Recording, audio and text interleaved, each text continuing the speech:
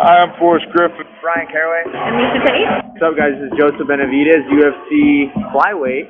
Hi, this is Greg Jackson, and you're listening to It's MMAzing, and that is an amazing pun. Get it? Like MMA, but amazing? Amazing. Radio.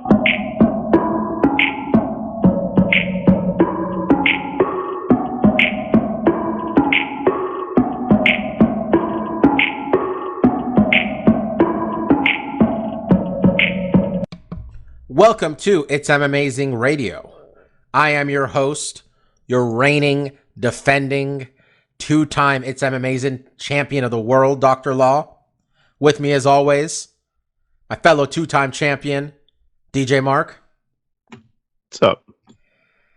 Also joining me this week, the king of the bridesmaids, two-time runner-up, Lavender Gooms. Why are you bringing up bullshit, man? Yo, you won that championship last year, man. That was a year ago. Look, I'm going to pull the curtain back a little bit. This is our second time recording his intro. First time I called Mike a loser, he brought up that he's a two-time runner-up. This time I bring up that he's a runner-up, he don't like us even talking about, you know. Well, I figured, I realized that the first time we did this before the technical difficulties caused us to start this again. I was being too nice, you guys, being too deferential. All right, I'm going to war this year. All right, that shit is gonna be mine by at least 5 wins. All right, Mike's gonna watch the fights this year, folks. You hear that? He's going to watch the fights. Do some research. Mike's gonna have to stop taking that sleepy time tea and make it to the end of fight cards. Oh my god! I mean, he doesn't have to watch the fights to still pick them accurately. He can pick them, not watch them. Actually being awake to watch some of these guys fight will probably help with those picks. You know, we should honestly just have chalk, like the betting line favorite, and keep track of that, and just see if we're better than that. This year, let's do that. Let's just keep track of the betting line favorites, and just so we know if we're better than, you know, just following the sports books. That could be. I feel like I should get some extra wins though, just for like those main events when I do stay up, man, because it's hard staying up past like 11:30. I just want to say we are big advocates on this podcast of the UFC going back to that 6 p.m., 9 p.m. pay-per-view start time they did for like a year. I'm big fan of that. I honestly, if they want to start the pay-per-view at 5 p.m. Pacific time, I'm okay with it too. All right? That'd be great. Folks, want to welcome you to the 2021 It's MMAzing Year-End Awards. Going to hand out some awards. Going to talk about this year in MMA. Talk about what we liked, what we didn't like. Going to make some predictions for 2022. Going to make a prediction on which champion we think won't have the belt this year. Not counting Miss Juliana Pena, because no offense to her, but she's a very big underdog in a rematch with Amanda Nunes and a fight with Valentina Shevchenko. Doesn't seem fair. So, you know, it would have been fun if Mike won this year, and then we could call this award the Mike Award. It'll be people that won it and didn't retain it. I'm sorry. I know, but we can't do that, Mike. We can't make fun of you in that capacity because you haven't got the. You know, I was listening to the co-main event podcast earlier today, where they were talking about Alexander Gustafsson, and they're like, "How do you look at his career?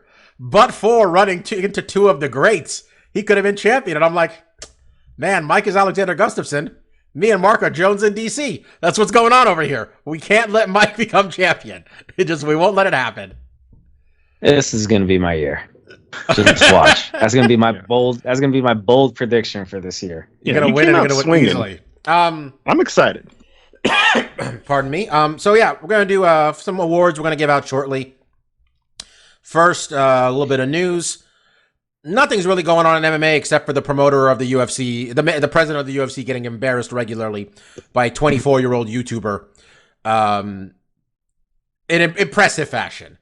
Talking about Jake Paul, who, those of people not following the story, it sounds like Jake is trying to get a fight with Jorge Masvidal. And Jorge Masvidal's like, UFC's not going to let me fight you if it's not for a bigger amount of money. Okay? And then Jake said, "Hey, I want to fight Jorge Masvidal." And then Dana White said, and he also said Dana White's on cocaine. And then Dana White said, "You're on steroids." And then Jake Paul said, "I will retire from boxing and sign to fight Masvidal in a one-fight deal if you give all UFC fighters health care raise the minimum rate of pay for UFC fighter to $50,000 per fight. And there was a third one. And does anybody know it off the top of their head? Or I'm going to pull it up real quickly. Was that the drug test? Long-term health care. I said No, right. he said long-term health. It was the 50%. Yeah, there was one other 50% of the revenue. 50% of the revenue. Oh, that was it. 50% Yeah, of the revenue. which the UFC Which currently... I mean kind of goes hand in hand if he's paying everyone 50. Well, 50 right now, G's for the amount of fights. The revenue split with NFL players and NFL and MLB players and NBA players are around 50%, give or take. UFC fighters are hanging out between 16 and 20% of the revenue split, which is a sizable difference. Do you think if they increase the minimum from 12 to 50, they'd probably hit 50%? No, because I mean, think about all the Garbo cards they put on Dana White's pretty fight big increase. series. I don't know. It depends. It'll get them closer. I wonder how many guys are getting 12 and 12. I just wonder. I wonder how many fights we get on the fight cards if that happens. That might be a blessing in disguise in and of itself. Look, we're not trying to get anybody to lose their job, but come on now. If they increase it to 50 and 50, you're gonna see people cut from the UFC like you've been seeing people cut from WWE the last 2 years. It is just gonna be a bloodbath. Dana White responded. This is where he made a mistake. He made a video. He made a video where he's went full dad mode, too close to his camera, talking about how you're on steroids. Didn't address anything the kid said. And then said that tried to give his manager, Jake Paul's manager, whose name I forgot, which is not fair, quite frankly. That doesn't matter. But it does matter. I'm getting to it. To do is shit on him. That's what he tried to do. He tried to shit on Jake Paul's manager, who is famously the former CFO of the UFC, Nakisa Bedarian. Not an accountant, the CFO, the guy who helped get them a $4 billion sale to Endeavor. That's who this person is. Okay. Dana White tried to make him out as if he was the dude from Office Space, like trying to just get the TPS report. He tried to go full bully, where he's just like a fucking accountant. I'm like, you just going full 80s bully on him. Okay, sure. And then he ignored everything the kid said and said that he was on steroids. And then the kid came back and made his own video, which was really a work of art, quite frankly, where he kept playing the part where Dana White said something about doing cocaine over and over and photoshopped a white line going into his nose, which that was a mistake. And then he said, I agreed to everything you wanted me to do, Dana, and you didn't address anything I said. And honestly, the most telling part of what the kid said was, the difference between me and all these other people who you deal with in your life is that I don't need you. I don't need you. You're all these other fighters. They need you. These managers can't say anything because they need you. I don't need you. Okay? I'm beating up all your champions. Quite frankly, the UFC's marketing he's pretty much using the UFC for marketing and printing money doing it. And Dana White's not going to do any of those things that the kid's asking him to do, obviously. This whole operation's extremely profitable for everybody involved. They're not trying to rock the boat. I think he made a fucking stupid ass mistake responding to the kid, Mark. Because I think, by the way, the part where he made fun of Masvidal for getting fewer likes than his own mom, than Jake's mom, was hilarious on Instagram. That was hilarious. I don't think you need to draw attention to the fact of what you're doing here. I know this Dana White thinks this is still 2008, and he was like the young promoter, and he was different than like Bob Arum and all the other sports commissioners, and he told it like it is. But this man's saying the same shit he's been saying for 15 years, right? Like, this was a stupid move in every regard, in my opinion, at least. What do you think? Yeah, no, he's jumping into a realm where, like, regardless of what you think of Jake Paul, it's probably his strongest realm is like making troll videos is literally how this guy has made his millions. So like getting in that kind of argument with him is like one of us trying to fist fight, a prize fighter. It's just like, why you're jumping into their lion's cage. So, good luck to you. And it's easy to take pot shots at Dana because the issues with the UFC and the pay is not, it's not like it's easy knowledge. To do it when you have the truth on your side, isn't it? Yeah, when you have all these things you can point at and be like, look at all these things you don't do well that you should fix, and he calls him out on it.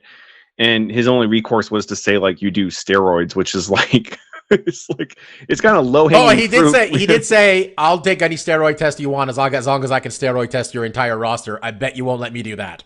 Which, I mean, technically they're supposed to be. When was the last time somebody got popped by USADA? It's been a long time. Maybe everyone's That's cleaned up true. their act.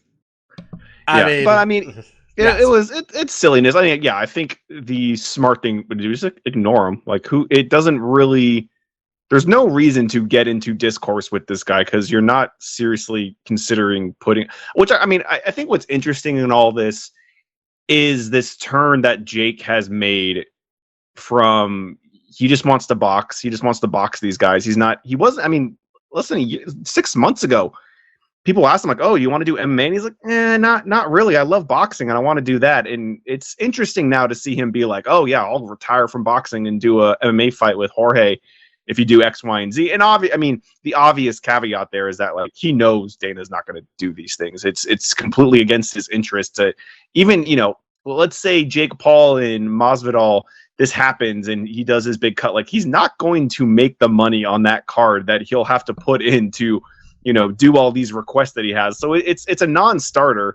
So having him respond was just, was foolishness on his part. There's, Jake Paul is not interested in fighting in the UFC. If anything, if he wanted to do MMA, it's just like, you're a Showtime. You can run your own little campy event or whatever. And why cut in the UFC at all? I think all of it was just... He's on Showtime. There's already an MMA promotion on Showtime. Wait, could you imagine Jake Paul in Bellator? It seems... It does... The stars don't Fedor align versus there. Jake Paul? Oh, my God.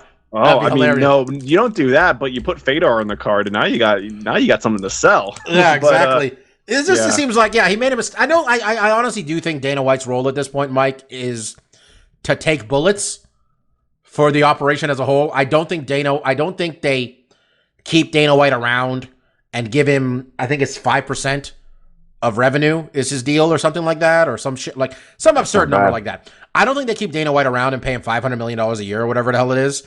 I don't know what it is, $50 million a year. What was their revenue last year? $1 billion? So $50 million? Does that sound right? Yeah, 5% of $1 billion? Yep. Okay. I don't think they keep him around and let him look like the fucking clown shoes that he does all the time if it isn't on purpose. Endeavor's a serious organization, and like this is a money-making operation for them. They think Dana White making it some sort of weird personal thing with some kid probably they view as, a positive. But I don't think it's good to draw attention to this stuff. I don't think it's good for him. I think Mark's right. He should have kept his fucking mouth shut, right? Yeah, he probably should have. I think just for the sole reason that, he got embarrassed. In the words of the illustrious Sean Carter, he brought a knife to a gunfight, and his chest is in the line of fire with that thin ass vest, and Jake Paul got to shooting. But I think the only reason this is a bad look is because it just embarrassed him. This isn't going to affect him in any which way. I think in the grand scheme of things, Jake Paul is bringing a little attention to it, but no one's really going to give a shit besides just this little bit. It's not like there's going to be some groundswell of activist activity to get fighters more pay. They're not going to unionize. I'm sorry for being pessimistic, but this is going to change absolutely nothing except get Jake Paul more views on whoever he boxes next. You're muted, Bob. Sorry, I just, if I'm Dana White, I ignore this kid, but it's kind of hard to. He's essentially just beating up UFC fighters. Give him another one to beat up. He's beating up two. Huh? He beat up two. He beat up one. He beat up the same one twice, and it's a UFC fighter Dana White doesn't even like. Doesn't matter. There's two of them he didn't like. Doesn't matter. Tyron Woodley was champion 2 years ago. Yeah. I'm just saying. Yeah, I don't know. I honestly, I went from being annoyed by this kid to just being like, the number of MMA journalists who are just like, and MMA people on Twitter I saw were just like, fuck, do I have to like this kid now? We don't have to like the kid. I don't find him a particularly charming individual. But fuck, man. I was reading Jake Shields today talk about how Joe Rogan's one of the most important people on the planet. So if, I'm not saying this kid's any worse than anybody else in MMA. And if he's going to if he's going to shine a light on the fact that the UFC's fucking over their fighters 6 different ways, we're going to talk about Francis Ngannou in a minute. I want to bring that up, where Francis Ngannou appears to be stuck in a battle where his manager is from CAA, which is, the chief rival of Endeavor, Endeavor Talent Management. The UFC holds a very strong position over their fighters. Jake Paul said it well. He's like, I don't need you. And he said, I'm not going to stop. I'm going to keep talking like this. So why wouldn't he? And Dana White can make up weird numbers about his pay-per-view buys, which are obviously false. Kid sold another 400,000 pay-per-views in the rematch, it sounds like. Dana White tried to put out some number that he sold 65K. He didn't. It's close to 400K, which... It's very solid for a rematch. Very solid for a rematch where the first fight wasn't good and you were selling a totally different fight, a week and a half before, 2 weeks before. So, I don't know. I think this kid's good for this whole thing. I'm starting to come on board with this. Like, he's good to have around. Because if nothing else, it draws attention. Anything that draws attention to the fighters getting fucked. And you know what? If the fighters aren't going to do it, have somebody else do it. God knows they didn't do anything about it. So, I want to talk about Francis Ngannou real quick. Francis Ngannou and the UFC aren't on the same page. Francis Ngannou's manager says that he hasn't heard from the UFC since June. Francis has got one fight left on his UFC deal, and apparently champions clauses, not that they don't exist, is that around the time the UFC got sued in this class action, they had to change their contracts where they didn't continue forever. So contracts do come to an end. So Francis is done, I think, in 6 months, is what it sounds like. Either way. So, do we really think, Mike, that the UFC is going to let their extremely marketable heavyweight champion, who has held this belt now for 8 months, and the UFC's made no effort to promote him, if he wins this fight in 2 weeks against Cyril Gane, are they really going to have is Francis Ngannou really going to walk away? Honestly, it seems like that's a possibility. It doesn't seem like they're any closer to getting a contract extension. Dana White has said nothing but horrible things about Francis's management. I saw a video, I think from the last week, where I don't know if he was trying to drive a wedge between Francis and his management, or if he made this up. I don't know. But he said that, oh, well, I got to talk to Francis by himself, and he's been getting bad advice from some really stupid people, and he didn't realize what was really going on and what was being told. I think that's the gist of what Dana White said. So I didn't even know that his manager is from CAA. That could pose some issues, and it seems like it has. Bob, you're muted. Yeah, that's the Hollywood Civil War right there, man. I sent you guys both a pie chart. If you look at our WhatsApp group chat right now, and it's essentially what I want to point out is that the UFC's pay-per-view sales are a very small percentage of how they're paying for stuff, of how they're making money these days. It's the same amount as their Fight Pass subscriptions. This is for 2021. Yeah, who the fuck's paying? I know we are. Who the fuck else is paying for Fight Pass? Probably people overseas, outside of the United States. Yeah, that's it. I mean, the UFC just has to produce content for ESPN Plus. You see that $447 million from core content rights domestic. That's ESPN Plus, man. That's it. So, I don't know. A projected $930 million. Anybody think the fighters made half that? Anybody think the fighters made half? Say they make about 15 to 18%. Yeah, there we go. They gave them the pay-per-view revenue. That was it. I don't know, Marcus. I mean, the UFC will protect their business model, it feels like, Mark, regardless of the cost at times, it feels like. Because, like, Francis Ngannou seems like a superstar. Or am I missing something here? I mean, yeah, that's not surprising, too. I mean, Dana said it himself when they first started running the company. Like, the most important aspect of this company is the 3 letters, right? It's the brand. It is not any. He's never wanted it to be any individual fighter. And, there's definitely been times where he will actually promote and hype and, try to get people interested in a particular fighter because it's going to benefit him in the short run. But, as soon as those tables turn and that person's like, oh, I want to get a bunch of money, he's pretty quick to kind of dispose of them. You know, I mean, you can look at your Chuck Liddells, your Tito Ortiz's, guys like that. You know, he's, you know, very much when they're on the same page making money, once they become champion or what have you, and they want more money, it quickly becomes like, oh, this guy's a bum or whatever. And then once the headache is worth more than the money they can make off of you, they're done with you. Exactly. Yeah. And I mean, that's happening to Francis, and it's not surprising. You know, if you, and it was funny, I was just watching, there's some random YouTube video. It was the press conference before the first Stipe fight. Dana's talking about Francis hits the hardest that anyone's ever hit. His metric was like, the same as a Ford Focus going full speed. It's the same as getting hit with a sledgehammer like overhead. And Stipe is just like rolling his eyes like, cool, dude. And then he wins the fight.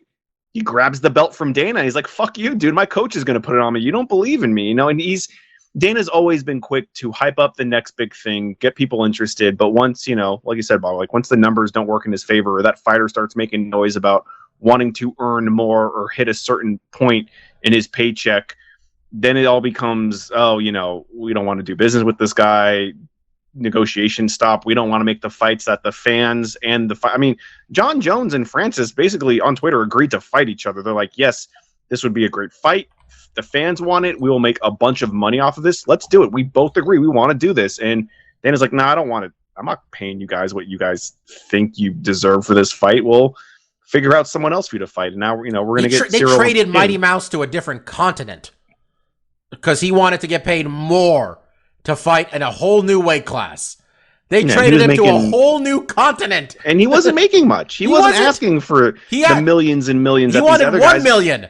He wanted one. And I mean, I think it's interesting when we talk about other sports. Yeah, Dana has, you know, tried to mold the UFC into being something more than it was when they first got it. They tried to like legitimize this as a actual sport. These guys wear uniforms and they try to play these games, but the thing they don't do, and and you guys know this way better than I do, like a huge aspect of major sports is like what athletes get paid. Yep. How much are these guys making? Oh, this guy signed a contract for $10 million over 3 years, or what? I mean, the NFL, the NBA is all about that stuff, about contracts, how much these guys are making. Like there's a whole subculture in the sports realm that is all about just financially what these guys are making, because that's how people. Today, me and Stefan were talking about a running back, Derrick Henry, and how like, oh, we're like, you know, they're gonna run him into the ground, and I'm like, well, has he been paid before? And yet, and I'm looking up I'm very easily find. I'm like, okay, he's got a 2-year, $55 million deal. Okay, at least he got paid. Like, that's a big thing. You're right, and it's just this is not the UFC is not other sports. The UFC is like they run the company like WWE. Yes. Good or bad, that's how they run the company. The most important letters in that company are those 3 letters. Okay, that is it. The brand is the most important, and it's a smart. And look, the NFL will always say the shield is the most important and stuff, but the brand is the most important thing, because when the fighters come and go, those 3 letters will be there forever, and they protect the brand. And this is how they protect the brand. But I was, I think it was Chad Dundas I was listening today, said the UFC is no longer in the let's make these good fights business. If they happen to do that, cool. They are in the let's produce content business. Let's produce hours of content. Okay? Let's produce content. Let's fill the hours in ESPN Plus. So, fights are good, fights are bad. You know what? They have enough good fighters for every one of these pay-per-views to be loaded. Because the rest of these cards are dog shit. I'm sorry, they are. Yeah, well, then one of these cards is, I mean, because like, when we talk about them being dog shit, it's name value. It's like there's no one on these cards that's interesting. And then you can have a card that, you know, we all don't care about. It turns out to be a banger. It happens, you know, quite often, because these are high-level athletes, you know, putting everything on the line. Yeah, we don't mean to disrespect the fighters. I apologize. No, but that's what I'm saying. But then Dana can easily say like, oh, well, look at you can't listen to the critics and the journalists. They said this card was not worth your time, and it turned out to be fantastic. So who cares if we put out shit that no one cares about? You know, 3/4 of every month. You know, 3/4 of the year. It's stuff that no one really watched, because, like you said, they're just fulfilling a contract where they make the most amount of money. And it doesn't matter if the cards are good or how many. I mean, it probably matters to some extent, like how much people watch it. But I think there's enough of a base there at this point that it's like they're going to hit the hardcore those marks audience that they need to. I said it before. The MMA hardcore audience gets abused by the UFC. Abused might be a strong word. We're very much taken advantage of. But you know what, man? I think you said it yourself, Marcus, where it took a while for you to be like, I don't need to watch every fight.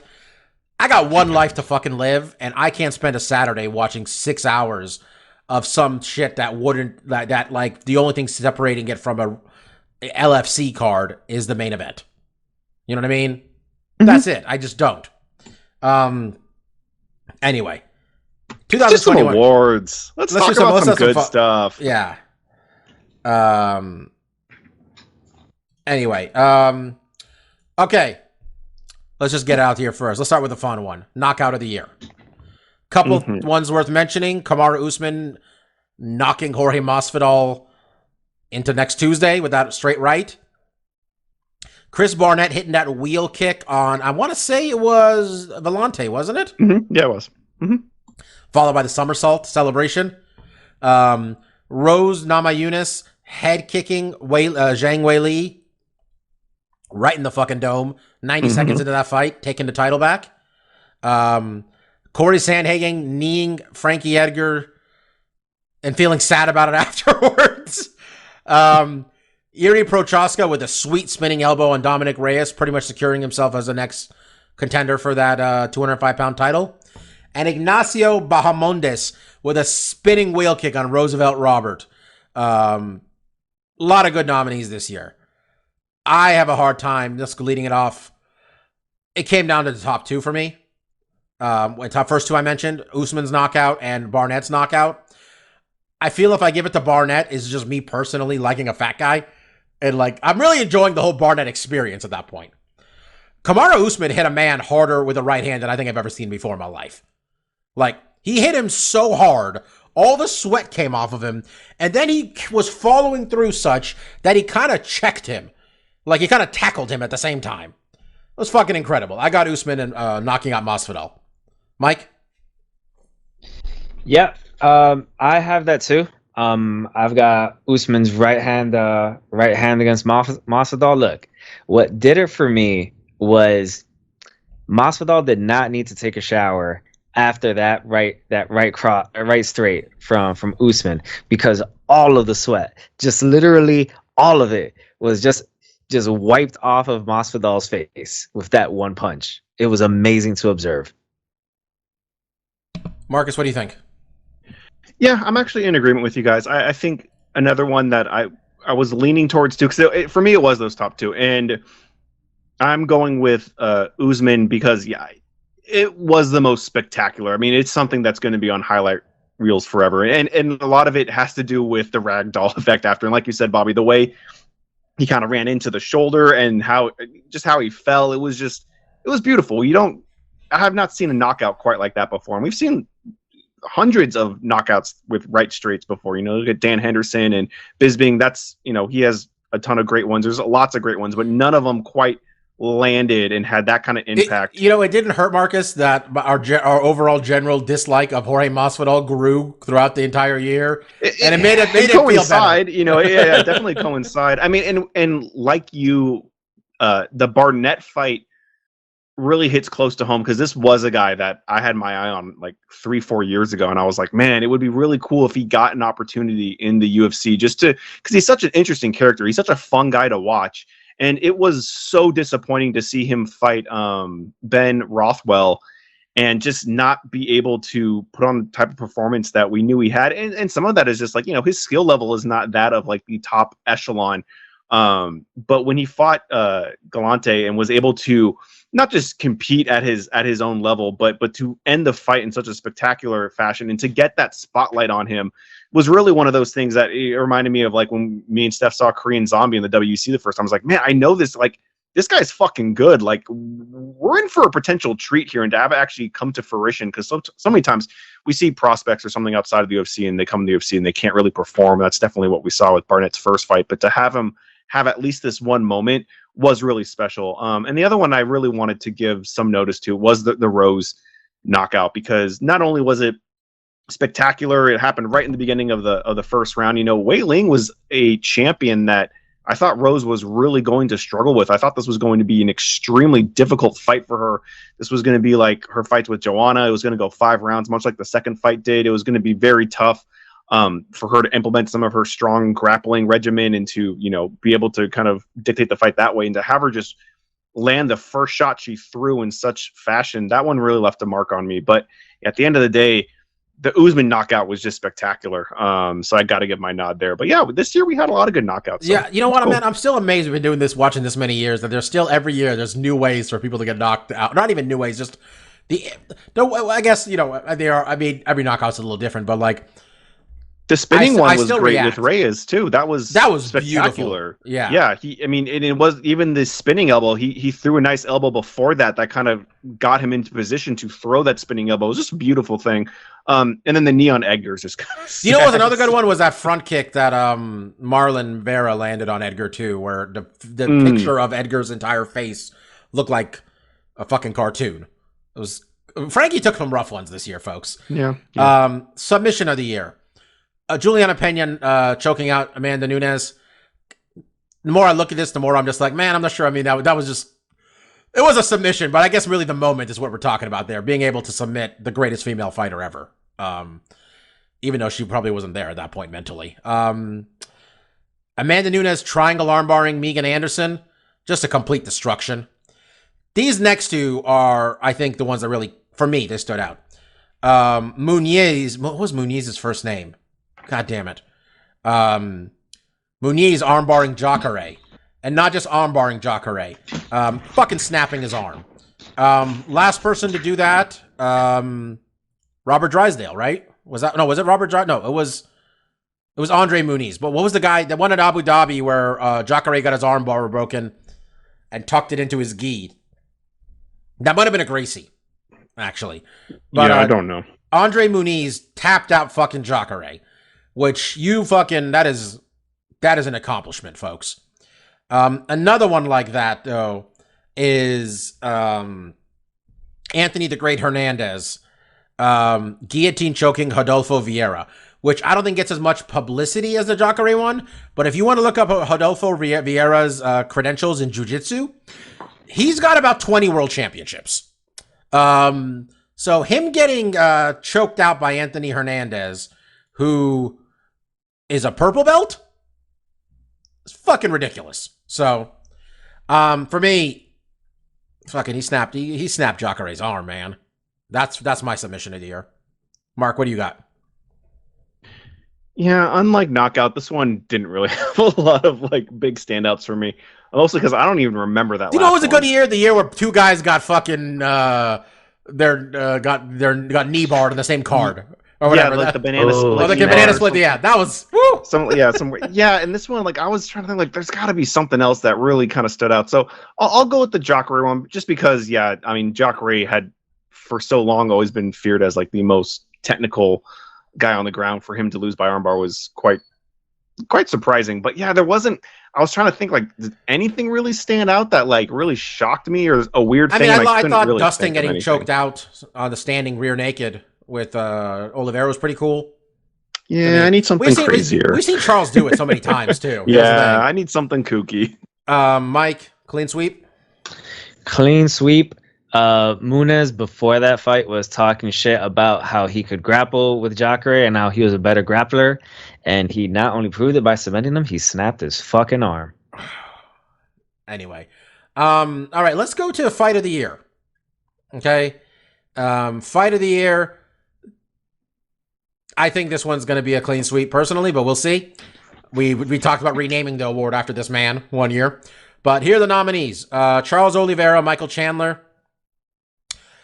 For the vacant UFC lightweight championship, Michael Chandler took that first round, almost finished Oliveira, looked like. Second round, Chandler got hit with a short left hook, got in trouble. He finished him by strikes he finished him, or did he submit him at the end? Strike, TKO, right? Don't remember. Probably TKO, I think. For a 7-minute fight, it was absurd, that fight. Reyes Prochaska, just a fucking war. Ended with that Yuri spinning elbow to Dominic Reyes. Volkanovski versus Brian Ortega. Anybody still understand how Brian Ortega didn't tap out Volkanovski there? Because I'm still not clear what happened in there. That was 2 times in that round he had him in submissions. Don't know how Volkanovski got out of that. And then finally, Michael Chandler and Justin Gaethje had the type of fight you expect when you write those two people's names on a piece of paper. Marcus, fight of the year. Yeah, it was Chandler and Gaethje. And these other ones were great too. I mean, Oliveira and shout out to Chandler being on two of these, by the way. Chandler getting on two. And I was gonna say Poirier and Oliveira was great. That first round was really good. I think the second round when he took him down, it I think took it out of this category. I even like I think the second Dustin McGregor fight was. There was a lot of good fights, but yeah, the Chandler Gaethje one, on paper, we knew it was going to be fight of the year contender, and they fucking delivered, which doesn't always happen. There's been lots of fights where on paper it's like, oh, this is potentially should be really good, and it just doesn't work out that way. We knew there was a good chance this was going to be an awesome fight, and it absolutely was. So yeah, it was great. That was easily my favorite fight, and the one that sticks out the most. I think at the end of the day, the Ortega fight was great, and the Reyes fight was great, but I don't remember them as clearly as Gaethje and Chandler, but these are all great. We're going to talk about Gaethje a little bit later, I think, with some of our predictions for 2022. He's going to be an angry man. Mike, who do you got for your fight of the year? Yeah, the one that when I saw this list and I thought about fights for the year, the one that stuck out the most was the Oliveira Chandler fight. Just because I know we've talked about this when the fights happen, it was almost a culmination of everything Charles Oliveira has worked for, wherein that there was a time where we thought that he was a quitter, didn't have a chin, and he came back in this fight after getting rocked pretty well, and it was an amazing fight to watch. So that's wow. This is the first one we don't all agree on. I thought this one was gonna be a clean sweep, but honestly, you know what? Fights aren't. You don't look at a fight in the vacuum. You know what I mean? There are outside factors that make you. That I think impact what you think is your opinion of a fight, and what's on the line will make a difference, I think. And with Chandler and Gaethje, Mark talked about the anticipation. That was part of it. How excited we were. When they started throwing, we're like, all right, here you fucking go. It's sometimes you'll watch a fight that you don't really care about the two guys, and all of a sudden a round into it, you're like, oh shit. This is one of those. Chandler, Gaethje, Chandler, Oliveira. Both of them big, but I got Gaethje and Chandler. I was just like, well, Gaethje's gonna win this shit every year. So, yeah. Fight card of the year. So we really narrowed it down to 3 fight cards. So I'm gonna try to give you guys the highlights of what happened on these 3 fight cards. First one, UFC 261. Main evented by Kamaru Usman knocking Jorge Masvidal the fuck out. Co-main event, Rose Namajunas knocking out Wei Li. Another title fight, Valentina Shevchenko beating up Jessica Andrade in 2 rounds. Another fight, Uriah Hall winning a fight while throwing 0 strikes because Chris Weidman's leg snapped like a twig. And then Anthony Smith beating up Jimmy Crute over 5 rounds, TKO stoppage. Also had some other good stuff like Randy Brown getting a knockout on the undercard. Brendan Allen getting an ankle lock victory. UFC 268, the next nominee. Usman and Covington 2. Rose, Wei Li 2. Both those fights go into decision. Marlon Vera with the aforementioned front kick to Frankie Edgar's face. Shane Burgos against Billy Quarantillo. Just a hell of a fight. Gaethje and Chandler. 2 of our fight of the years right there. Also had Bobby Green knocking out Ally and Quinta on the undercard. And Alex Pereira with a flying knee knockout on Andreas Michailidis. And finally, UFC 269. Oliveira Poirier for the title. Pena upsetting Amanda Nunes. Jeff Neal and Santiago Ponzinibbio bumming me and Mark out a little bit because we thought it was going to be better. Kai Kara France knocking Cody Garbrandt out. Sean O'Malley knocking out Raulian Paiva. Also had Tai Tuivasa with the Shui and over Augusto Sakai. And a knockout victory for Bruno Silva. This was a tough one, honestly. But I think a lot of times a fight card is judged, for me personally, on how it ended. It really gives you the lasting memory. And I'm going with the one that had my knockout of the year. I'm going UFC 261. These are all great cards, though. I don't think any of the pay-per-views were bad this year. I had a pretty good time watching all of them. When you put 2 to 3 title fights on every single one, even the Conor ones were pretty good, you know. But UFC 261 for me. Mike, what do you have? I'm actually going to 61 as well. Yo, any main card that has nothing but KOs and TKOs, dude. Well, okay, one of them was a man getting his leg snapped in half on a check. Yeah, but that shit was still gnarly to watch, all right? Okay. Still gnarly and memorable to watch. So for me, 261, hands down. Marcus? Yeah, I'm gonna switch it up, and I usually agree with Mike. Like, I do like having a card that has a lot of finishes. And the one I'm picking as kind of the opposite, where the main card did not have a lot of finishes. That's a 268. And I even agree with you, Bar. Like, the Usman Covington fight, like, wasn't like the biggest barn burner, but it was extremely close the whole way through. And we actually kind of saw the opposite of what happened in their first fight, where Covington kind of slowed down. In the later half, we saw Usman kind of slow down. The Rose fight was really close. And then we have, fight of the year winner for me, Gaethje and Chandler.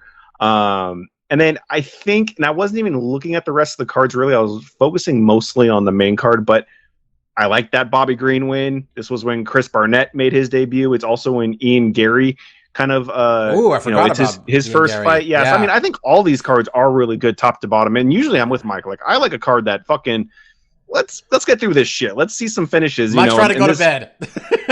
I mean, I like, yeah. For decision. But like when the fights are really good, Bargos and Billy, that was also another fantastic fight. So I think overall this one steals it away. But in this particular year, these 3 cards were really good. So I think there's not a loser in the bunch. So that was 268, you said? Correct. Yep. 268. Okay. All right. Female Fighter of the Year. Our nominees this year: Valentina Shevchenko, who I don't have it in front of me. I think she went 2 or 3-0. Rose won the title. Rose Namajunas won the title and defended it. And then the one who's going to win, Juliana Pena, beat the greatest female fighter of all time and finished her. And that's my answer. Mark? Yeah, it's the same for me too. I think, and I've mentioned it because I often don't pick Valentina. She's, overlooked, I think, in a lot of this. I mean, the pound for pound number 1 right now, apparently. Yeah, and she on this podcast, because of you, Bob, she gets a lot of love, and we're always pointing out, how dominant she is. And it'll be interesting to see what 2022 brings for her. Potentially if she does fight Pena, that's a fight that she has won in the past. But it's hard to deny the person that has dethroned, in my eyes, without question, the greatest women's fighter of all time. And I think sometimes it does get jaded, or people don't quite agree with my stance of, like, just because Amanda lost this fight, it does not for me diminish what she was able to accomplish. She's the only MMA fighter, as far as I know, that has had not just 2 belts in 2 divisions, but defended both of them. So whoever was going to dethrone her was going to win Fighter of the Year for me that year for sure. And yeah, I don't, like we said, I don't know if Pena is going to be holding on for this belt very long. If she even, if she fights Nunes again, that's another fight that I think she's going to be the odds, underdog for that one. And if she pulls that out, that's going to be quite amazing. But for this year, I have to give her props. She pulled off what seemingly was impossible. I was just thinking, if Amanda is making even the slightest, like, I need any time off conversation happening, Valentina needs to scream for a title shot at Juliana, because that's the only chance we're going to get at her fighting. The UFC won't book it. There's no way the UFC blows the rematch.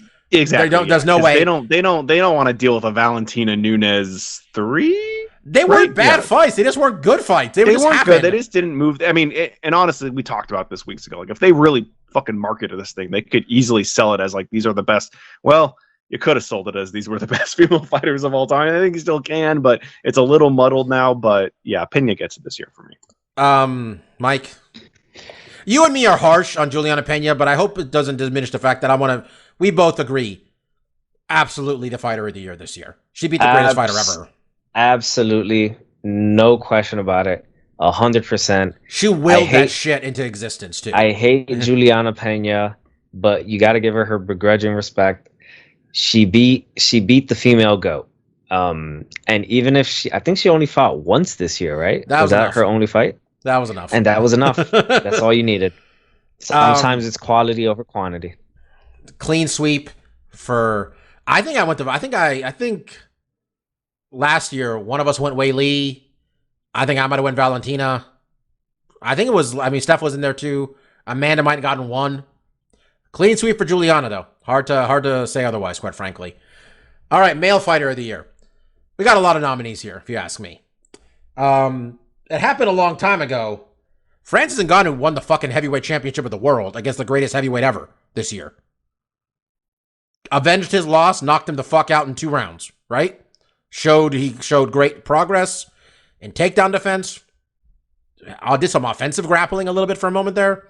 That's one. Glover Teixeira went 1-0, but quite frankly, the fact that this man is UFC light heavyweight champion at his age and what he came back from 7 years after losing to John Jones, pretty amazing. Brandon Moreno, the assassin baby, 1-0 this year. We have a lot of 1-0 fighters on this list, Mike. What the fuck happened? 1-0 well, I feel even if we know they're not gonna win, I feel they still need a little love. You know, I mean, just have their name I was gonna say Izzy, but Izzy has a loss this year, so I think he lost to Jan early this year. That's why I didn't list Izzy. Did Volkanovski go 1-0 this year? Just out of curiosity. Not sure. Probably. I don't know. If it was the other fight, we didn't think he won that one. Moreno 1-0, became the flyweight champion. Possibly post-fight interview of the year with how happy he was. It was great. Cyril Gane beat Derek Lewis's ass in his hometown. Went 3-0. Wins over the biggie boy, Alexander Volkov, and beat Derek Lewis's ass. Again, Mike and I tried to lose money on that one. God bless alcohol and weed that we didn't. And Charles Oliveira, 2-0.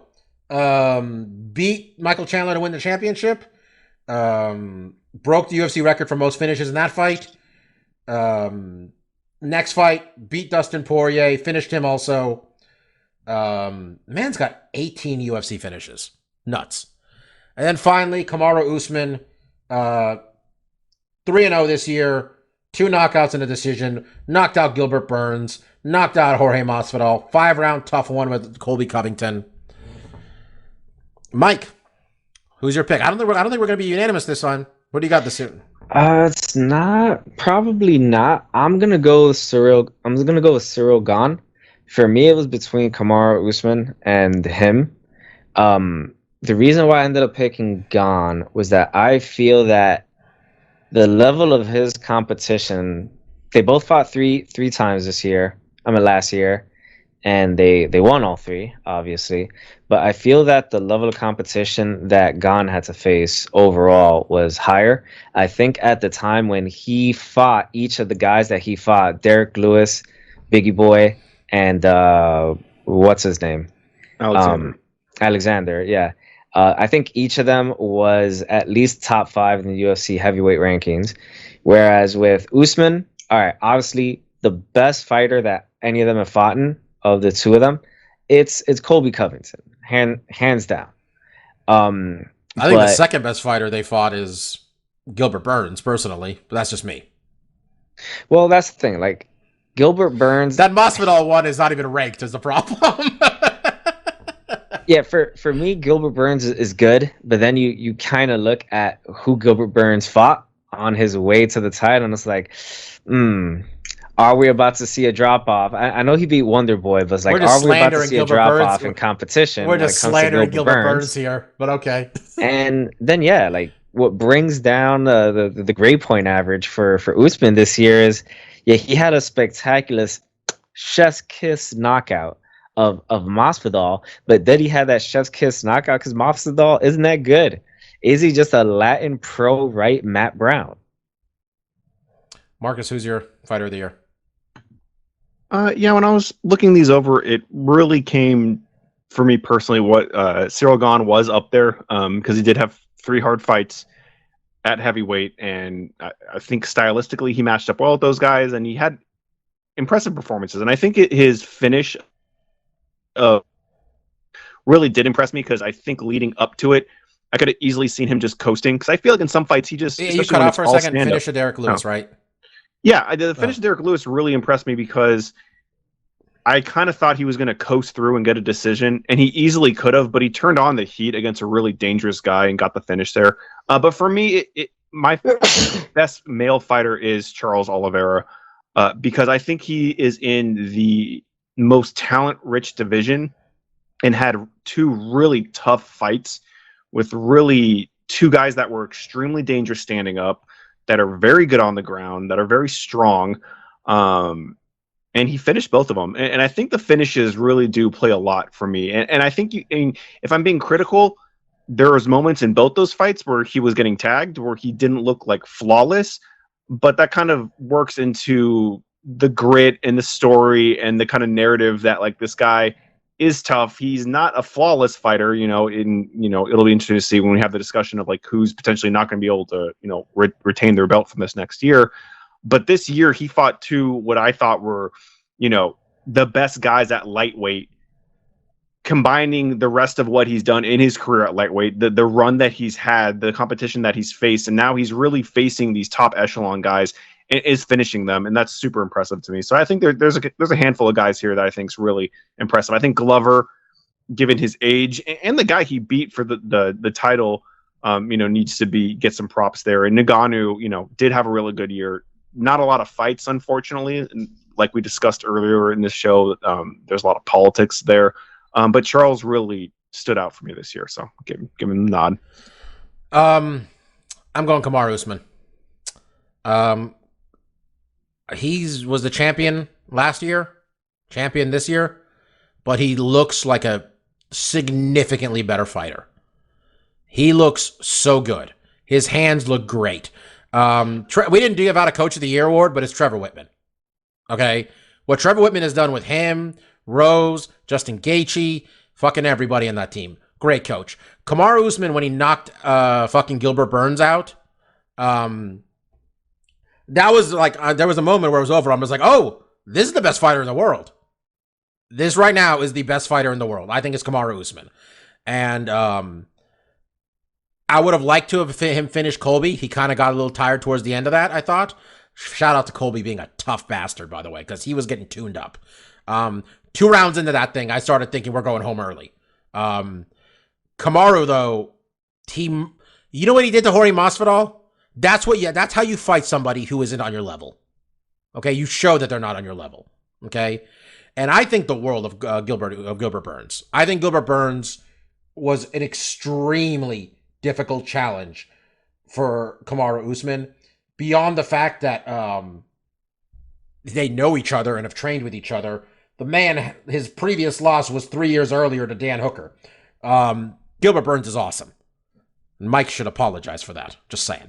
I got Kamaru Usman though. I think for me it was the 3 people we picked. I think it was a 3-horse race. I recognize that Biggie Boy and Volkov were ranked high, but man, it's heavyweight. I don't know. Like, wild shit happens. I was, like Mark, though, thoroughly impressed that he actually finished Derek Lewis, because I think we all thought if he's going to win this thing, he's going to just pick him apart for 25 minutes. And he stepped on his throat. And I'm always impressed by that. And Oliveira, man, this man's playing with fire, but I love his fights. So, good. Man, this sport, the talent level in this sport right now, guys, just through the roof. Through the roof. Watching Conor McGregor lose fights, and I'm just like, man, maybe he's just not bad. Maybe everybody else just got really good. It's just what happens when you're not active. People got really good. Kamaru Usman, really good. Oliveira, really good. Cyril Gane, I think, is the favorite. Let me see if I'm wrong here, but he might be the actual favorite going to this fight with Francis Ngannou. He is. He's the fucking favorite against the Terminator over there. So, anyway, we're going to end this with we're going to have 2 predictions we're going to give you guys, all right? One is just some bold prediction you have for 2022. And the other one is which champion isn't going to be a champion this time next year. So let's do the champion one first. Mike, do you have an idea of which champion isn't going to be a champion this time next year? It's probably going to be Glover Teixeira. You think Glover? Yeah, which is funny because that ties into my bold prediction later on. But I think that Glover is going to be in the vein of a Robbie Lawler, where it's going to be these are going to be super entertaining fights. But I mean, he could lose any of these title matches against these future contenders he's going to have. Mike's reasoning he just gave is the reason I'm about to give Charles Oliveira. The way this man fights, guys, like, I love watching Charles Oliveira fights, but every one of these fights, I'm just like, oh, he's gonna lose. He's gonna lose. And I saw someone tweet that say 2022 is going to be the year Conor McGregor knocks out Charles Oliveira in the first round, and I'm like, well, I don't think that will happen. If I'm Charles Oliveira, I don't stand around too much because that man is very hittable. Yeah, I don't think Charles is champion this time next year, man. I just don't. Like, maybe I'm wrong, but I want this title reign to go as long as possible because the Robbie Lawler title reign that Mike brought up was maybe my favorite UFC title reign. Every fight felt like we were just, fucking war. I mean, I feel it took fucking years off their lives, quite frankly, not even years off their career. That's my pick, though. Marcus, who's your pick for not being a champion this time next year? I was thinking about it, and it was kind of tough. We took Pena off the list, and I tend to always think about the 55 and up. Mm-hmm. But I started thinking about who's those low weight classes, and it dawned on me. It's so easy. Sterling's not keeping that belt. Oh, God damn it. Are you kidding me? This is easy pickings right there, baby. He didn't even win the belt. Yeah, I was trying to think, and I was like, man, like... Yeah, I was like, Izzy, that's tough. He's dominating 85. Usman's, and like you said, Bobby, like, Charles definitely has holes in his games. But when I thought of, like, wait, who's the 35 champ? I was like, oh, Sterling is okay. Check. That's done. That's easy pick right there. And I've never been a huge Sterling fan, and that's, part of my failing. He has looked really good. I keep forgetting he fucking demolished Sandhagen, who's always been on the top of my list. But especially given how he won the belt and the circumstance around it and how long it's been for him to get back in there. And I'm not saying this dude's faking injuries or anything, but maybe he's just, Well, I mean, coming off of a neck injury does not really bode well for life in general, I feel either. Sure. And I'm not even trying to paint the picture like, oh, he's like ducking Peter Yan or anything like that. But I'm sure he's thinking like, I think it's on the books, isn't it? I'm sure he's thinking, Bobby, let me cherish this time right now with the belt. Let me soak in every moment because I don't know how long it's going to last. It's on the books, isn't it? I think so. It has to be. Like, what are we doing otherwise? I don't know how far down the line we're looking. Is it 272? Maybe? Yeah, I don't know when it's actually going to happen. It could be a while, but yeah, when it dawned on me he was a champion, I was like, okay, I think that's a pretty. I feel confident in that. Honestly, a lot of these belts are in danger. Moreno's not a sure thing. Like, what's his name? Not Pantoja. What's his name? Not Figueroa. The guy, not Alexander Pantoja. He's got a win over Brandon, and he's probably next. Anyway, 135 is very much in danger. Though, honestly, how funny would it be if, like, Aljo just tapped him out? Like, he just did what he does and tapped. Oh, my God. The MMA Twitter would break. It'd be great if he holds the belt and has more than one fight next year. I'll be very impressed with him. And hopefully it'd be enough. Volkanovski, if we book Holloway versus Volkanovski 3, I don't want to hear a fucking word about Nunes and Shevchenko not being able to happen. I'm just saying. 55, very much in danger. 170, I have no idea who Usman's going to fight. Yeah, that one seems less in danger. Who's he going to? Who's even? I'm like, who the? I'm trying to look at the who's. Well, who's threatening him? Who even has a style or Leon? The credentials? Is Leon really going to fight him? Leon's never done anything not as to good. Really. Yeah. Didn't he already beat Leon? I think he did. I'm pretty sure he did. I think he did early on. I think. Is he Robert Whittaker? I mean, Robert Whittaker could beat him, but if he doesn't, no one's taking that title. That's it. That's your one guy who has a prayer. Alex Pereira. He's going to get that kickboxing knockout back. He's just got to win like 5 fights. I'm going to have a hard time picking Glover over Yuri Prochaska, but I'm sure Glover will just like jiu-jitsu him or something. Yeah, he's pulled off the impossible Francis isn't the underdog. Rose's title. I mean, Carla got to win over her. That's next. That was a long time ago, though. No one's beating Valentina. And I mean, we say it. I mean, someone could beat anybody. Anybody. You can lose, you say that, but we just Yeah. saw Yeah. Amanda lose. but I'm like, I don't even know who any of these people are that are listed that have a chance of beating her. My dog's whining. And Juliana's goddamn that title's woo. I mean, I'm not sure I picked Juliana over Holly Holm. I'm looking at these rankings. So, all right. Our bold prediction for 2022. Who wants to go first? I can go first. My bold prediction is that light heavyweight champion Glover Teixeira, his like 44-year-old ass, or however old he is, I think he might be younger than that. I may be giving him some years. However, I think he will fight 3 times this year. And I guess the way I put it before the meeting, before our podcast, is that he will defend the title 3 times this year.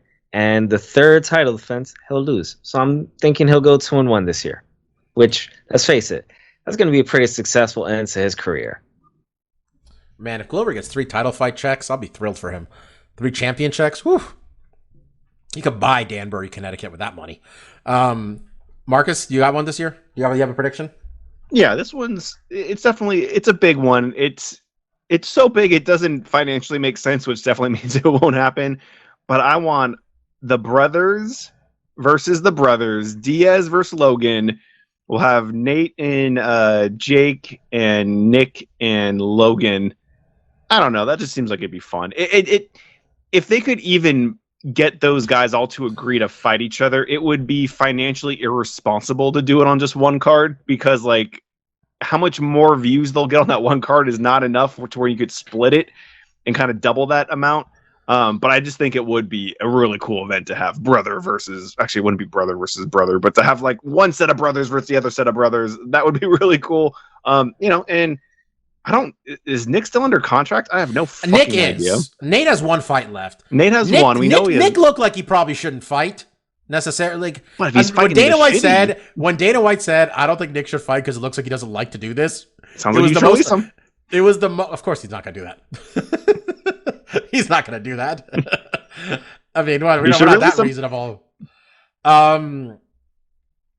My prediction is around November of next year.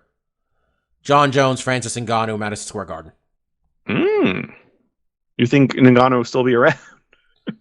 Well, that's basically what I'm saying. That's why it's bold. I was going to say Conor McGregor knocks out Charles Oliveira, but when I said it out loud, it made me feel bad, so I didn't. So I took it back. But yeah, I'm going to take Francis and Jones in.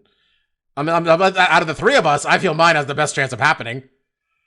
Just saying. Yeah, mine's not very. I don't think Glover's got. I don't think the math works out for Glover to get tied 3 unless Glover has a fight in February. At least it's not happening.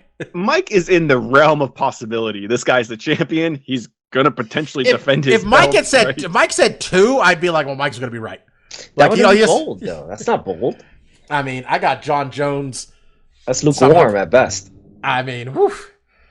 Okay, so those are our predictions. By the way, Marcus, hear the news that Fedor said he wants his retirement fight in Bellator to be in Bellator, and he wants to fight Ryan Bader again. Okay, that's not the greatest move, but someone called Josh Barnett. Get his ass to the fucking Bellator. There you go. Let's put it in San Jose. Mark and I will go and cover it. Okay, we'll sit there and not ask questions. Well, Mark might ask a question. And we're not going to go to the press conference after. We're going home, Scott Coker. We went to the press conference last time, and that was fun. It was a waste of time. That's it, folks. Next week, we're actually going to make some picks. Next week, the UFC's got a card. It's not the pay-per-view. Nope. And who's the main event? I don't even have it in front Calvin of me. Kattar and Giga Chikadze. It's not a bad There fight. you go. That's not a bad fight at all. The rest of the card, bad. Real bad. I see this article. Who's the most tested fighters, most drug tested, most USADA tested fighters in 2021? Whew, someone beat TJ Dillashaw. I figured they would be just up TJ Dillashaw's ass with the pretty close. He only fought once, twice? I don't know. He took 25. He got 25 USADA tests Fair. in 1 year. That guy who tried to smuggle the bag. Remember that guy who tried to smuggle the bag into the fighter hotel? Yeah. He got 26. That makes sense. Number 1, my man with an 8-pack. Misha Serkinov, 27 drug tests. Jesus. Woo! What kind of a regular ass test did Misha Serkinov have? He's counting his You have to COVID get- test and shit. Yeah, Jesus. that is so many drug tests. They're testing these guys more than twice a month. Woo. Paulo Costa, 23. A lot of these people. That's a bit too. Now, Paulo Costa, I can see why. I mean, that dude looks super juicy. Misha Tate got drug tested 24 times. Jesus. I mean, That's a when she came back Well, with 'cause some she's in super Vegas. abs, like, It was come on. It's Vegas. They just call her. Misha, come here. I think someone doing the test just had a crush on me. That might be Why a don't you thing, come too. down and beat a cup for me? All right. Let's do stuff we like and call it a day. I watched Cobra Kai. Did you guys all watch Cobra Kai at all? I'm 2 episodes in now. How Yes. much did you I binge watched the whole thing this weekend. Okay. I watched I think it's 6 I've watched now, 6 or 7. It's all right. I think honestly it's just more of the same, and we're on season 4 and there's been no character development for anybody. No one has learned a fucking thing. Mike's thinking about it right now and he's like, yeah, no one's learned a fucking thing. And I don't know if they're trying to make Ralph Macchio's daughter the most loathsome person on the show, but she is. She's easily the worst, okay? She is the fucking worst. I found myself rooting this. So I binge watched this whole season with our friends Sal, Phil, and a bunch of other people this weekend. So it was also fun because it was like it was a group thing where we were just all yes. Okay. And I found myself rooting for the Cobra Kai kids by like the second episode. And our friend Sal's wife, Jennifer, she looked at me with a look of disdain and disgust when I was openly rooting for Tori. And I told her, look, all of these kids are horrible. But at least the Cobra Kai kids are honest and upfront about how big dicks they are. Okay? Yeah. I can get behind that. Yeah. I was rooting for Tori also. I'm like, yo, again, LaRusso's daughter is the fucking worst person on this show, okay? She's worse than Kreese, okay? I do like how they just kind of create these characters from like the other Karate Kid movies that nobody liked. Like, let's be honest, if you look at like box office and people's general enjoyment, after Karate Kid 1, it fucking nosedived. Like, I've seen the one with Terry Silver once, I think. I've seen the one where he goes to Japan. Yeah, maybe. I've seen the one where he's gone to Japan at least twice. I know that. The first one, everybody's seen about 10 times. It's been on TBS that many times, just running into it. Are they just trying to drag this out to get Hilary Swank on the show? Is that the end game here? Well, I don't think so. As I mentioned over the weekend to someone who made that same joke, yo man, Hilary Swank is an Oscar award winner. Okay? None of those movies made any money. Okay, she could use a check. I don't know. I still feel she's way too above this shit. Okay. I thought Elizabeth Shue was above this shit, but she showed up. I mean, Elizabeth Shue was in Hollow Man. It's a seminal horror movie. That's true. Yeah, I mean, the show's fine. It's like I'm still laughing. I mean, it's Mike. They can call it a day whenever they want, right? Let's be honest. Let's just we can wrap this up whenever they want. They could have called it a day after this season, and I remember by like the second to last episode or third to last episode, I thought this is it, right? This is it, right? Really hoping this was it. And then I read online, no, it's not it. Oh, we're doing this again? Okay. Yeah. And apparently they've already filmed the 5th season.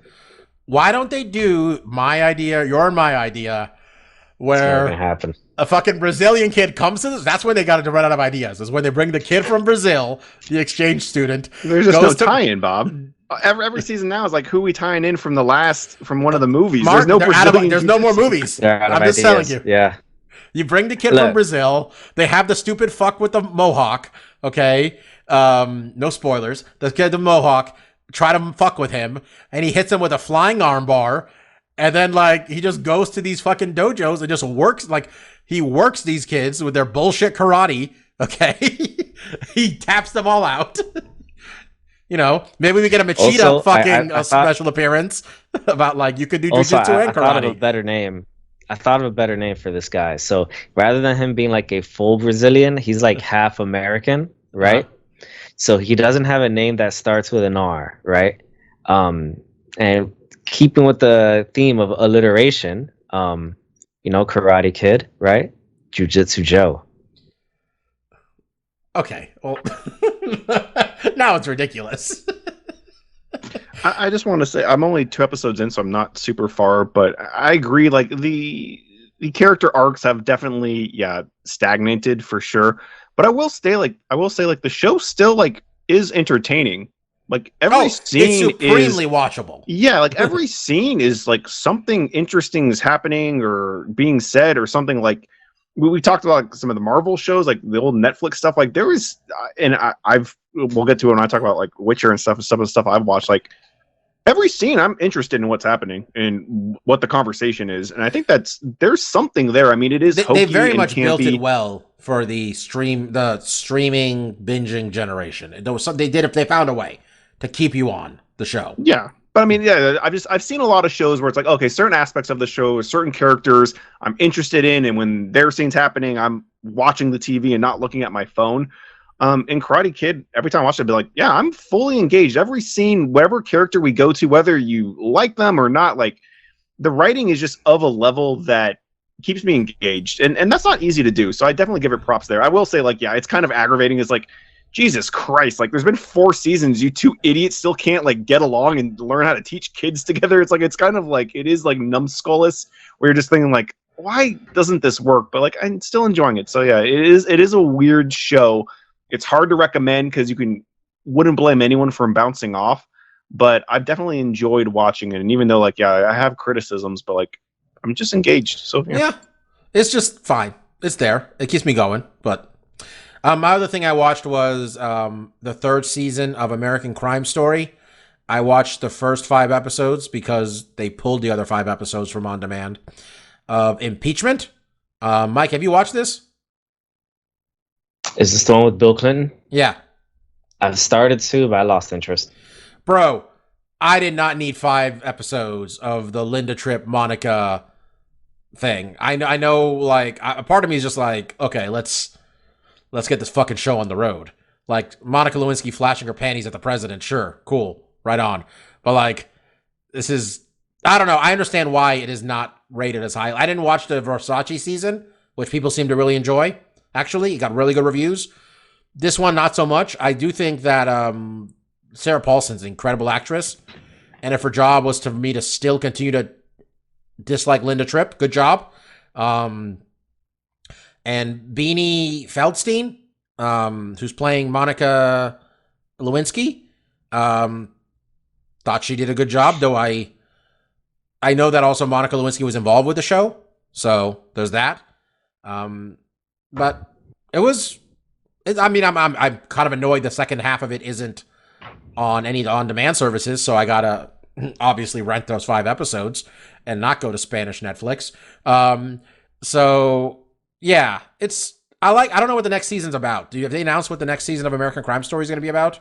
I don't know. I don't think they have.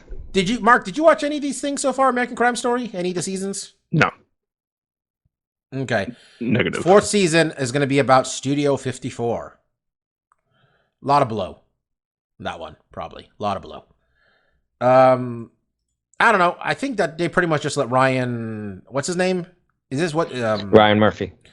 Ryan Murphy gets to do whatever he wants on FX, right? Pretty much. They just say Sarah Paulson's in it, and we just let's go. That channel is just going to be Ryan Murphy and whenever Gambino wants to put out Atlanta, right? Anyway, I mean, that's pretty much all of FX is at this point. Yeah. That's it. That's what I watched. Not if I had to pick which one of those to watch out of the 2. I guess Cobra Kai, if you made it this far, keep watching. Nothing about it has made me want to stop watching necessarily, but I'm just like, let's advance this a little bit, people. But anyway, Mark, what do you got this week? Yeah, I got quite a bit. Netflix, there's been quite a bit of shows. Like I said, I haven't watched a lot of Cobra Kai, but the other shows that I have watched, I've really enjoyed. Queer Eye had, I don't even know what fucking season they're on, like season 8 or something, kind of sprung up out of nowhere. I know they were filming before COVID, and then they had started filming back, and I try to keep my finger on the pulse of when it was coming back, and I just looked on Netflix and I was like, oh shit, season dropped. Fuck yeah. Me and Christine have started watching season 2 of Witcher, and that is the show, like I was mentioning earlier, I'm a little stagnated. Like, I like when it's about Geralt of Riviera and his storyline, and then some of like the bigger story arcs with like these warring nations, I definitely kind of just like zone out. It just doesn't keep my interest as much. God, what else outside of those two? We did Christine. I kind of snuck out to watch Cobra Kai, but I watched like probably more than half of that Harry Potter anniversary reunion show, and that was pretty fun. As someone that's not, I mean, I watched all the Harry Potter movies like a couple times, and I enjoy them, but I'm not like a super fan. That special was just shot really well. It was interesting. Did they talk about the author? Or they try to tiptoe around the author?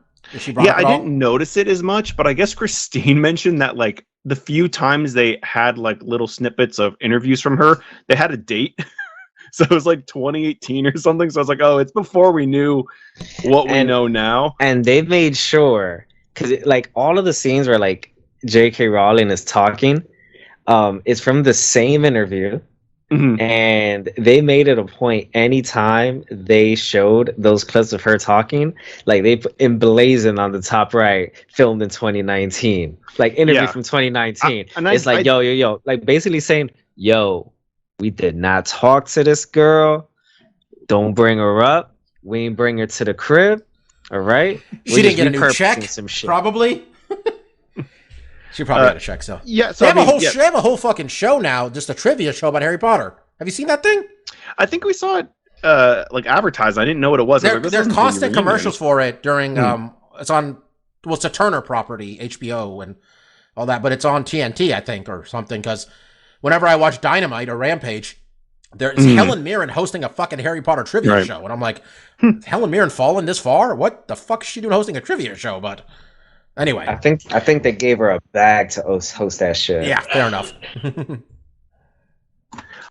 Yeah, so the last thing I want to mention, me and Christine did watch Nightmare Alley, which is Del Toro's newest film. Bradley Cooper, Willem Dafoe, Ron Perlman, Cate Blanchett. We actually watched it last night, and I really enjoyed it. I guess it's getting like Oscar buzz, and I could see why. It was basically, I guess it was based off a book, and it's basically just following I just said his name and I totally forgot. Like Bradley Cooper's character, like he becomes a carny, and kind of what he goes through, and it was a really enjoyable film. You know, it's not really like Del Toro's other films where I think like there's a lot of, I don't know, really interesting like visual kind of like freaks and stuff, like a Hellboy or Pan's Labyrinth or something, where there's lots of like weird grotesque creatures. I mean, there is definitely some of that because it is in a carnival and there's like some freaks and stuff.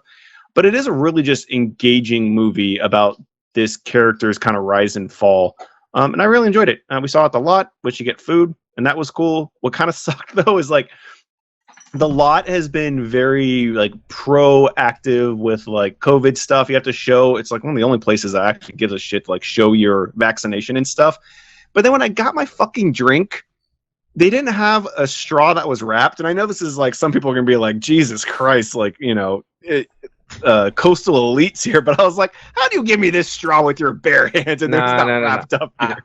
Mark, I'm right there with you. Like, if you're gonna go through all this other bullshit, then it's like, yo, how you just gonna be raw dogging my straw like that? This is like a fancy, like, I probably spent like $8 on a Coke. It's like, you know, wrap this shit up, please. And for a second I was like, am I gonna pop this open and drink it like a caveman straight to the mouth? And I was like, no, I'll use your dirty hand infested straw. But I knew better. I knew I shouldn't have done that. But yeah, that's what I got this week.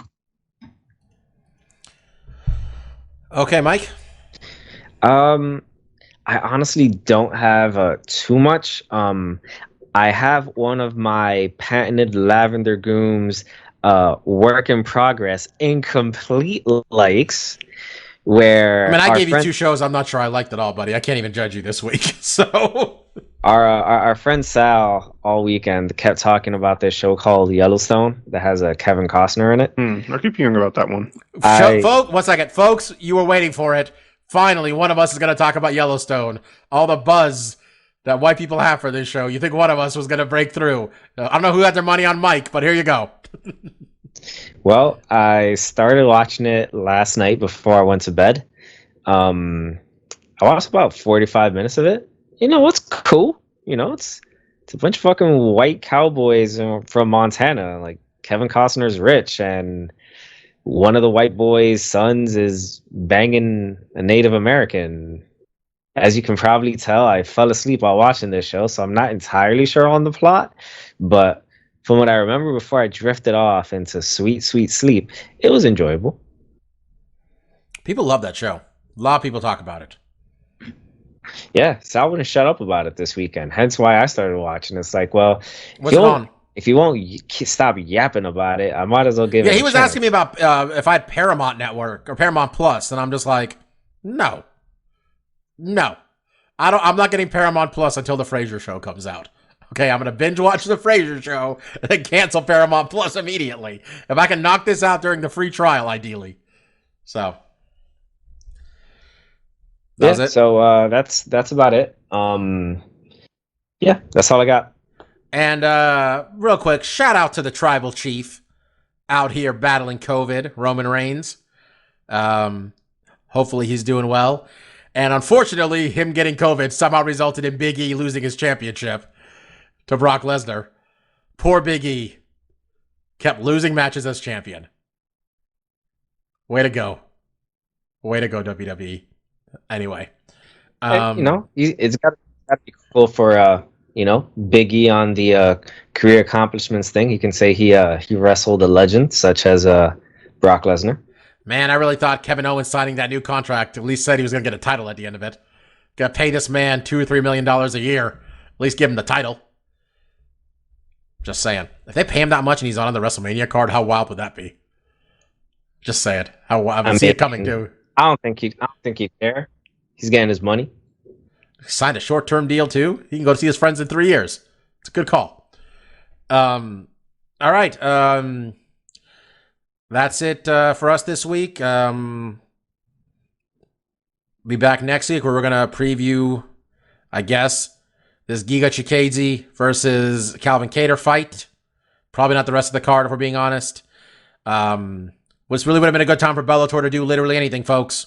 Literally anything. Any fight at all. This would have been a good week to do it. Hopefully this YouTube kid dunks on Dana White some more. Until that time, I was Dr. Law. It was DJ Mark. That was Lavender Gooms. We want to thank you again for listening to this show. Hope you had a great new year. Let's hope 2022 is better than 2021. And for the fucking 20% of you who have COVID probably right now, I hope you feel better. Because, goddamn, the homie Omi is running wild right now, folks. Peace out. See ya. Goodbye.